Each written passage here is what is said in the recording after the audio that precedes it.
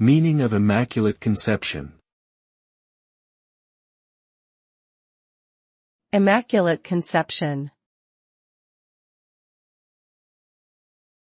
Immaculate Conception.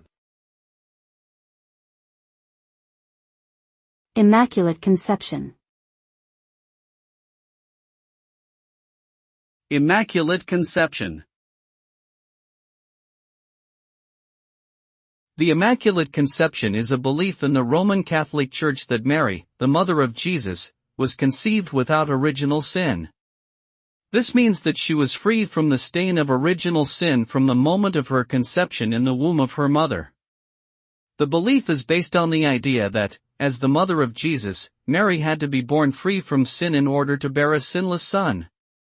This doctrine was officially declared by Pope Pius IX in 1854 and is celebrated by Catholics on December 8 each year.